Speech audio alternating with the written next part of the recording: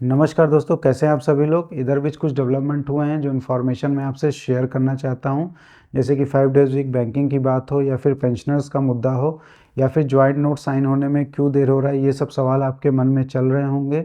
और रिसेंटली जो भी हमारे यूएबीयू के कन्वीनर है संजीव के बंदली जी, उनका जो 21 जनवरी को national confederation of bank employees and CBE का वेस्ट बंगाल में जो 10th मीटिंग हुई थी, उसमें 21 जनवरी को उन्होंने जो है कुछ स्पीच दिया है, उसके बारे में भी हम लोग डिस्कस करेंगे। लेकिन दोस्तों, ये सब डिस्कस करने से पहले अगर आप इस चैनल पर नए हैं तो इस चैनल को ज़रूर लाइक, शेयर एंड सब्सक्राइब कर लीजिए, जिससे आपको ऐसी इन्फॉर्मेशन मिलती रहे।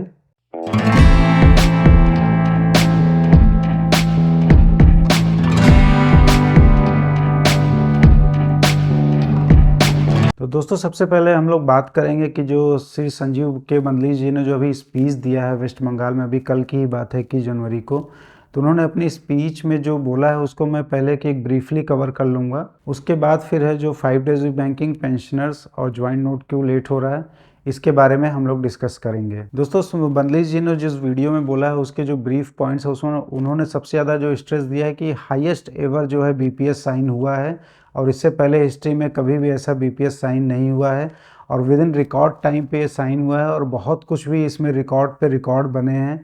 और ये जो हमारी नेगोशिएशन पावर है, इन्होंने बताया है कि यूबीयू इसमें बढ़ी है, और जो बाकी सेक्टर्स हैं पीएसयू के, वो हमारे सामने कहीं नहीं टिक रहे हैं इस नेगोशिएशन पावर पे।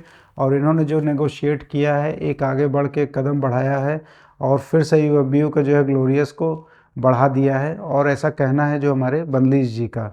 तो जो हाईएस्ट एवर जो सेटलमेंट हुआ है हिस्ट्री में, आप क्या सोचते हैं उसके बारे में आप कमेंट करके ज़रूर बताइएगा कि आपको क्या फील होता है इसके बारे में।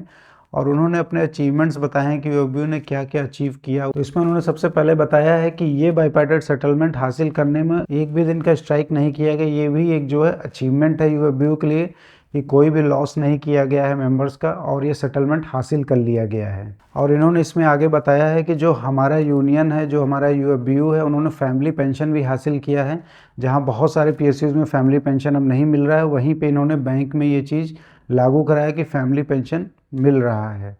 और इन्होंने ये भी बताया कि जो पेंशन का मुद्दा था, पेंशन में इन्होंने जीएम की सैलरी 18,000 रुपये तक बढ़ गई है। और जो रिज़ाइनीज़ का इशू था, जो कि जो रिज़ाइन कर दिए थे और उनको पेंशन्स नहीं मिल रहे थे, या फिर उनकी जो और भी प्रॉब्लम से रिज़ाइन करने के बाद, उनको भी यूएबीयू ने इसमें इंक्लूड कराया है। और इंक्लूड करा के फिर से जो है उनको ओपीएस या एनपीएस में जो भी वो थे, उनको उनका हक दिलाने का काम जो है यूएबीयू ने किया हुआ है। एनपीएस के मुद्दे पे दोस्तों, उन्होंने एक बहुत बड़ी बात बोली है कि एनपीएस के लिए जो है कि बहुत सारे जो सेक्टर्स है वहाँ पे ओपीएस की मांग हो रही है, लेकिन यूबीयू जो है वो वेट कर रहा है कि जो गवर्नमेंट है वो एनपीएस के मुद्दे पे क्या एक मॉडिफिकेशन लेके आने वाला है। तो वो बोल रहे हैं कि सबसे पहले जो है उस मॉडिफिकेशन को देखना चाहते हैं। वो देखना चाहते हैं कि सेंट्रल गवर्नमेंट उसमें क्या मॉडिफिकेशन करता है और क्या कुछ फिक्स जो है पेंशन हमारे एम्प्लॉयज़ को मिल सकता है। तो वो उसको पहले वेट कर रहे हैं कि वेट कर लेते हैं। लेकिन दोस्तों, मुझे लगता है कि जहाँ बाकी सेक्टर्स जैसे रेलवे जो है बहुत बड़े पैमाने पे ओपीएस के लिए लड़ रहा है, हमें उस यूनियन के साथ, रेलवे यूनियन के साथ मिल के, हाथ मिला के बैंक एम्प्लॉयज़ के लिए भी ओपीएस के लिए बात करनी चाहिए, ना कि केवल वेट करते रहना चाहिए गवर्नमेंट के कि वो क्या मॉडिफिकेशन लेके आ रहा है।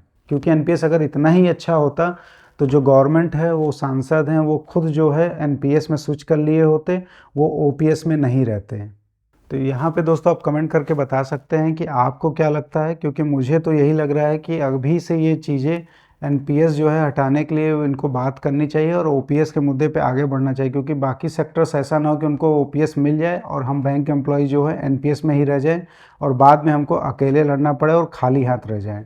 और एक मुद्दा उन्होंने उठाया है कि जो shortage of the staff bank में है, उस मुद्दे को भी उठाया कि इसमें कुछ यूनियंस ने जो है कि स्ट्राइक के लिए कॉल भी किया था, लेकिन बाद में कुछ समझौता हुआ है तो अभी स्ट्राइक कॉल ऑफ किया गया है। तो उन्होंने बोला है कि केवल एक यूनियन का मुद्दा नहीं है, ये सारे यूनियन का मुद्दा है कि एक प्रॉपर रिक्रूटमेंट होना चाहिए। उन्होंने ये भी बोला कि ऑफिसर्स की कमी है, क्लरिकल की कमी है, सबऑर्डिनेट की कमी है, ये माना गया है। लेकिन इस पर आईबीए बोला है कि ये बैंक का इंडिविजुअल मुद्दा है और वो रिक्रूटमेंट्स बैंक को ही करना है, इसमें गवर्नमेंट जो है कुछ नहीं कर सकती है, तो बैंकों को ही इसको देखना पड़ेगा। लेकिन जो हमारी यूनियन जब तक उस पर प्रेशराइज़ नहीं करेगी तब तक प्रॉपर रिक्रूटमेंट जो है किसी भी बैंक में नहीं हो पाएगा, और स्टाफ शॉर्टेज की वजह से जो है हम कस्टमर सर्विस भी इफेक्ट होगा और गलतियां भी बढ़ने के चांसेस ज़्यादा हो जाएंगी, जिससे आपको चार्जशीट भी मिल सकता है। वर्किंग टाइम पे भी बंदली जी ने बोला है कि शायद ये 40 मिनट्स का हो। मुझे थोड़ा सा इस पर आश्चर्य हुआ कि उनको टाइमिंग के बारे में नहीं पता है, कि वो एग्जैक्ट फिगर्स नहीं बता रहे थे कि कितने देर का टाइम बढ़ेगा। तो क्या यूनियन ने इसको सबमिट नहीं किया है या डिमांड नहीं किया है, या फिर ये शायद सेंट्रल गवर्नमेंट की तरफ से आएगा कि क्या टाइमिंग होगा।